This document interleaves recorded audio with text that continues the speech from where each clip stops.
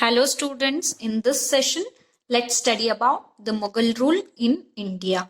Okay, see, Mughals ruled India from 1526 to 1707 EC. Okay, first Mughal emperor was Babur.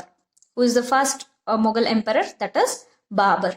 Let's see some important points regarding Babur. Okay, see, Babur's father was Umar Sheikh, is the king of small kingdom called Paragana in Afghanistan.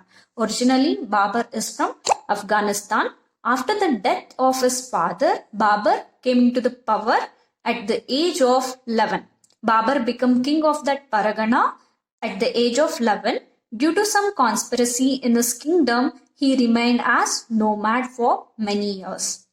After later on, he invaded India for 5 times. Before he established Mughal rule in India, he invaded India for 5 times. Okay, he defeated Delhi Sultan Ibrahim Lodi in the Battle of Panipat in 1526, and he made Mughal rule to establish in India. After defeating Ibrahim Lodi, he made Delhi as his capital.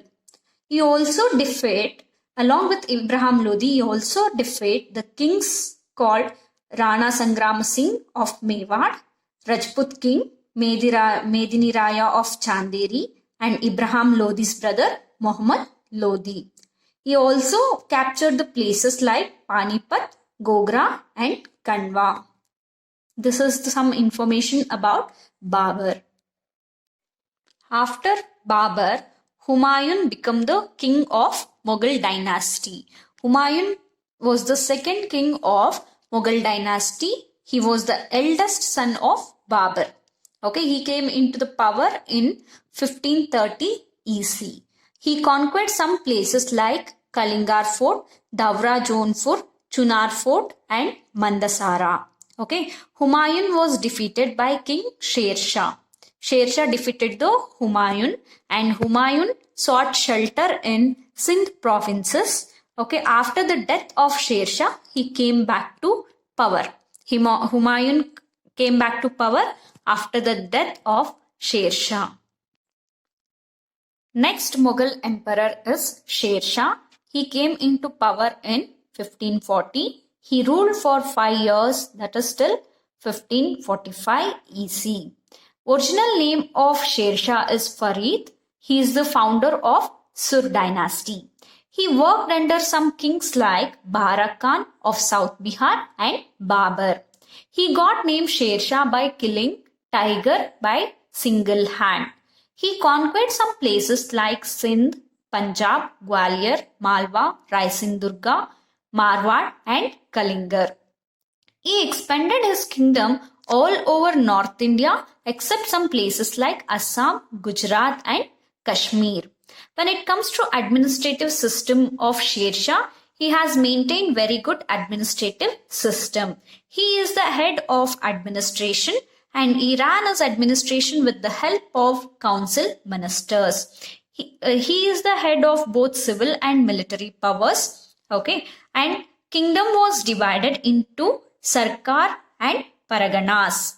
He had cavalry, infantry, elephant divisions in his army.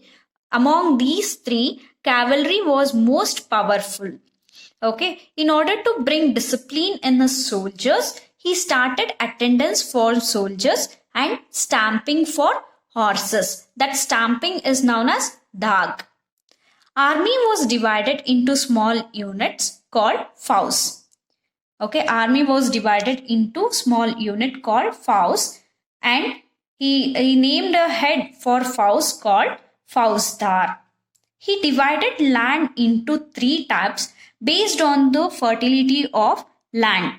He divided them in as good, average, and lower.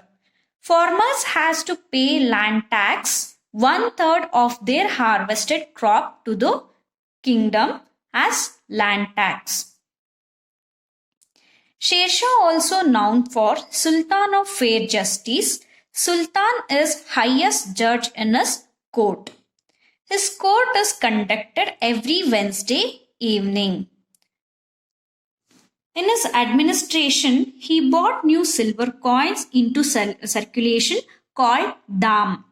Okay, this coin weighed 180 liquorized seeds. Okay, the weight of silver coins is 180 liquorized seeds. Okay, later on, other Mughal rulers have also practiced same system for their finance. He also planted trees and sarais on either sides of highways. Sarais are called shelter places for travelers.